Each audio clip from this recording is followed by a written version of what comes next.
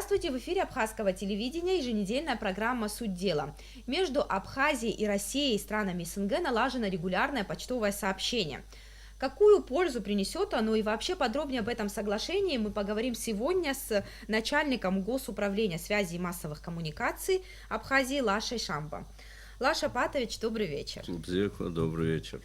Расскажите, пожалуйста, когда вообще это соглашение вступило в силу? Вообще-то данное соглашение было подписано еще в 2013 году, но на сегодняшний день можно смело заявить, что РУП «Абхазсвязь» со своим подразделением дочерним сегодня начал полноценную почтовую переписку, обмен депешами, обмен бандеролями, посылками со странами СНГ и Российской Федерации.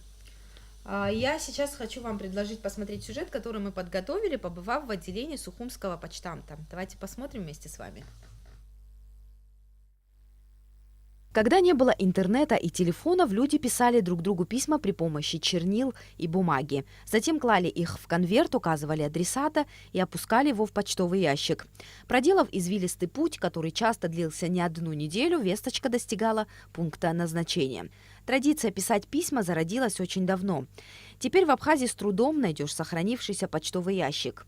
354-00 эти цифры на протяжении послевоенных лет оставались единственным почтовым адресом на всю территорию Абхазии. Я занимаюсь доставкой почты из города Сочи в Сухум. Вот получила почту в городе Сочи пешком, положила сумочки на тачку, пешком дошла до вокзала, там села на автобус. С автобуса доехала до Псоу, там положила сумки тачкисту и через границу пешком. Также оттуда же на границе, на маршрутке в город Сухум, на границе. Услугами почты пользоваться не перестали и сегодня. Ежедневно только Сухумское отделение главпочтамта получает около 70 посылок. Регулярно с почтой сотрудничает более 100 организаций. Осуществляется доставка писем, бандеролей и посылок. Письма, написанные от руки, стали для нас теперь редкостью. Но как же приятно получать вот такие поздравительные конверты. Вместо электронных писем, шаблонов и смайликов теплоты в этих строках намного больше. Многие предвещали, что с появлением кино исчезнет театр. Также говорили о том, что радио и телевидение вытеснят газеты и журналы. Но, как мы видим, театр по-прежнему популярен, а газеты и журналы все еще есть на прилавках. Интернет прочно занял свое место в нашей жизни, но при этом и почтовое сообщение остается востребованным. Не обойтись без него и во время деловой переписки, которые ведут различные инстанции, когда необходимо предоставлять оригиналы документов. В общем-то, для многих граждан почта востребована и сегодня. Вот расскажите подробнее о том, какие услуги теперь будут доступны для жителей Абхазии. На сегодняшний день граждане Абхазии могут осуществить беспрепятственно переписку со своими близкими, родными, находящимися за пределами Республики Абхазия, также и внутри Абхазии. По данному соглашению была налажена логистическая система, по которой уже, как мы увидели в сюжете, наш курьер все-таки перестанет на своих руках, на тачке переносить всю эту переписку через границу. Сегодня наши депеши пойдут уже официально транспортом, который будет досматриваться на таможенном КПП ПСОУ, соответственно, и дальше поступать в Сухум во временный пункт обработки переписки и дальше уже по республике, по существующим райузлам связи, которые сегодня выполняют функции почтовых отделений, почта будет доставляться в районы. Скажите, а вот почтовыми услугами часто пользуются люди, которые ведут деловую переписку, и для них очень важна скорость предоставления этих услуг. В этом смысле как будет работать почта? На сегодняшний день первые контрольные депеши, которые отправлялись, от Сухума до Москвы прошли до международного пункта обмена, прошли за 3 суток. Дальше они будут уже распространяться в те или иные районы мира, ну, в зависимости от того, как работают зарубежные почтовые службы. То есть я надеюсь и официально заявляю, что срок доставки намного сократится у нас. А на территории Абхазии, кстати, действует несколько частных фирм, которые занимаются вот доставками корреспонденции, писем, но цены, конечно же, вот должны отличаться, да, от государственных таких структур. Тарифная политика, я хотела, чтобы вы вот рассказали об этом подробнее. На сегодняшний день мы пользуемся тарифом тем, который утвержден Кабинетом министров Республики Абхазия, и он намного отличается от тех тарифов, которыми пользуются и которые применяют вот эти частные компании. Они ниже? Намного ниже, да. Отправка обычного письма обойдется в среднем нашему жителю порядка 50 рублей. А посылку, например, передать, сколько это будет стоить? Ну, на территорию России отправить, например, в Москву, приблизительно? Ну, по бандеролям все будет зависеть от веса, посылки также от веса будут. Но в преддверии, как бы на опережение, я хочу сказать, что пока исходящие отправки, депеши, мы осуществляем переписки, это письма и бандероли. Посылки буквально, может быть, месяц где-то у нас займет, потому что мы должны будем первое утвердить наши логотипы, которые будут опечатываться посылки. Ну и, соответственно, тарифную политику, потому что мы до 7 числа фактически посылки не отправляли. Сейчас на наших экранах, вот я хотела бы, чтобы наши телезрители увидели новые индексы. У каждого города будет свой индекс. Давайте посмотрим. Перечень индексов и объекты почтовой связи Абхазии.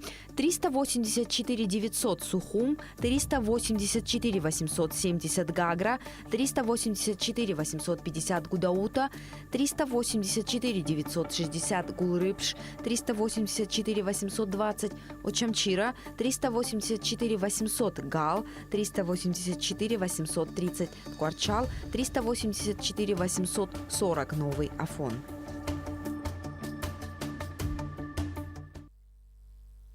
В общем-то, теперь корреспонденция будет доставляться в районные отделы почтовой связи, да? По каждому городу отдельно, не так, как вот только в Сухум. До этого также осуществлялась доставка? Я немножко хочу поправить. Данная индексация не новая для нас. Это индексация, которая в свое время была присвоена Всемирным почтовым союзом Абхазии. Она уникальная, и мы предварительно, заключая договор, проводили консультации как с почтовым ведомством Российской Федерации, так и Всемирным почтовым союзом, и нам рекомендовали пока оставить данную индексацию, и по прописанию этих индексов в конвертах, вот я даже могу показать для примера, автоматически это письмо отсортированное в международном обменном пункте где-нибудь на территории Российской Федерации или же за пределами России будет направляться непосредственно на территорию Республики Абхазия. Ну, эти индексы же не работали, да, вот на Ну да, протяжении... фактически, да, они не работали длительное время. Хотелось бы еще поговорить о том, какая экономическая выгода у государства от этого соглашения. Мы прогнозируем увеличение объемов как переписки, так и бандеролей и посылок на территорию и за пределы территории республики в связи с тем, что появилась потребность в интернет-доставках. То есть человек, сидя дома, производя покупку в интернет-магазине, заинтересован будет, чтобы та же бандероль попала напрямую к нему.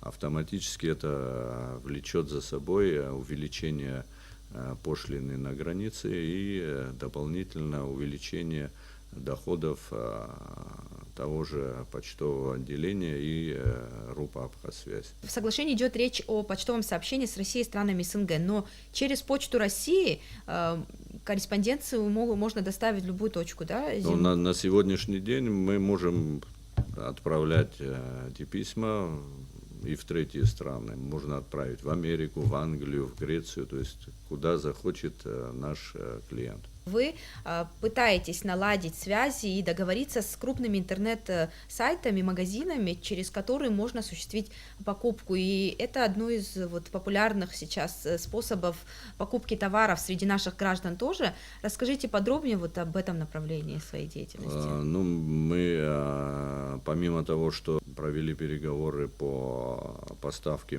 прямой с интернет-магазинов Российской Федерации, сегодня параллельно ведем переговоры и с крупными зарубежными компаниями, которые осуществляют вот такие интернет-продажи и поставки через почтовые службы тех или иных стран. Я думаю, в ближайшее время, я не хочу пока раскрывать этих вопросов, они связаны и с политическими реалиями сегодняшнего дня. Но переговоры ведутся, и я думаю, в ближайшее время положительные результаты у нас будут. Китайские сайты вошли, интернет-магазины, в этот список? Да, это одни из первых компаний, которые с нами контактировать начали. Мы провели небольшой опрос среди наших граждан и попытались узнать, вообще услугами почты они пользуются и кто и как использует почту. Давайте посмотрим этот опрос. Конечно, письма отправлять. Конечно, обязательно, всем надо. Да. А что вы когда-нибудь вообще что-нибудь отправляли через почту? Ну, я была в Сочи, анализы сдавала, например, а через почту они мне прислали.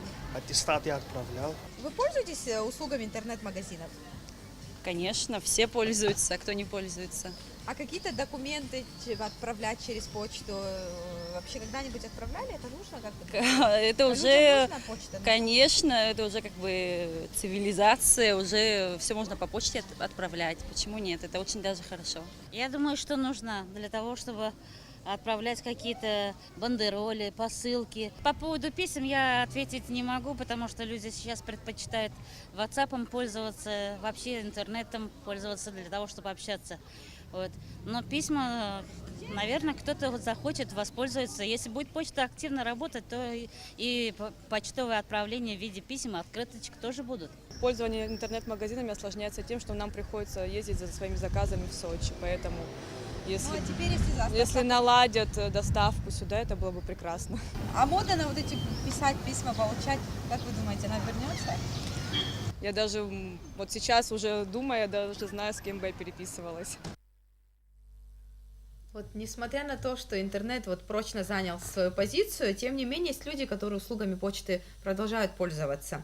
Интересно было узнать, как будут работать международные пункты обмена почтой, ведь корреспонденцию, как вы сказали, тоже можно будет отправить и бандероли и в третьи страны. На сегодняшний день мы столкнулись с проблемой изначально даже при подписании договора по старой советской структуре, по которой почтовое отделение в республике нашей работали. Международного пункта обмена на территории Абхазии никогда не было. Чтобы выйти из положения, мы по договоренности с таможенной службой Республики Абхазия открыли временный пункт обмена на территории КПП ПСО. И сегодня досмотр и отправка плюс пломбирование происходит непосредственно с участием таможенной службы республики на территории КПП ПСО. Мы в ближайшее время с участием руководства республики, я думаю, в перспективе восстановления центрального обменного пункта такого на территории ЖД вокзала города Сухум, прилегающий к ЖД вокзалу. Еще одно из новшеств — это то, что наши граждане, послав письмо, могут отследить путь этого письма через интернет. Вот расскажите об этом, тоже интересно было бы узнать. Ну, на сегодняшний день все отправки, которые осуществляются с зарубежных стран сюда в направлении Абхазии, легко отследить по квитанции, которую выдается в том или ином почтовом отделении. При входе на сайт отправителя автоматически отслеживается путь нахождения той или иной депеши. Если это письмо, письмо, если бандероль, бандероль, если посылка, посылка. То есть, начиная с отправления, заканчивая получение, любой человек может проследить за путем доставки. С нашей стороны тоже ближайшая перспектива сделать новый сайт, конечно, по которому также будет отслеживаться отправление как за пределы Республики Абхазия, так и внутри В общем, Абхазии. каждый может Да. в режиме онлайн следить, где находится его Да. посылка, да? Так получается. Вот это соглашение — это первый шаг, который направлен на развитие почтовой службы.